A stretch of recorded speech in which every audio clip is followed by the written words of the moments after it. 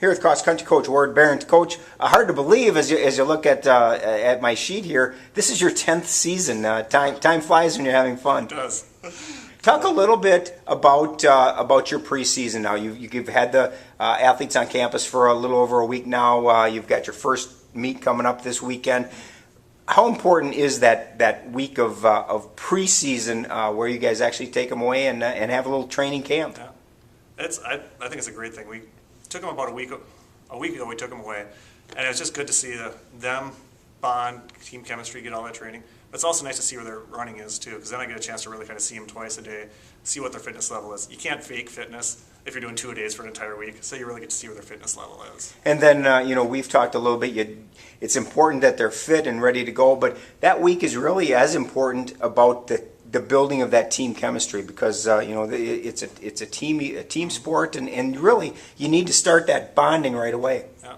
Well, the place we choose, you don't have a lot of internet connection, so a lot of them have to put their cell phones away, and they're forced to talk with each other, and it's good because they get to play games, they get to hang out with each other, and get to know each other as a person, not sitting behind the electronic devices that we sometimes rely on a little bit too much. And put your athletes on the spot.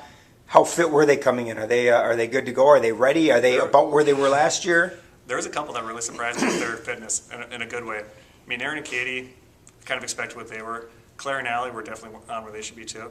But then Moga came on a lot more fit than I had seen him and maybe would have expected coming in. And Javon Newsom too. So it was fun to see them come in with some fitness. Obviously some experience coming back, especially you mentioned Aaron Haley and Katie Stoltz. Outstanding junior years. Both were all conference and all region. From a coaching standpoint, kind of nice to really be able to tout those two, as that it's been a long time since we've had two athletes that were all conference and all region.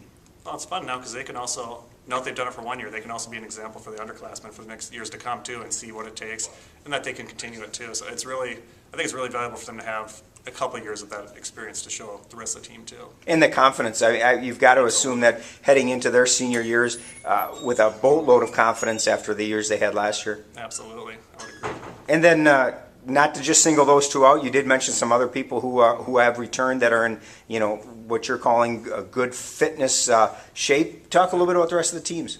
Well, Javon finished track season last year pretty fast. 15:19 for the 5K. That's pretty fast for a freshman coming in. And he put in some summer miles this year, which he didn't do last year. So it's going to be fun to see how his cross country season plays out.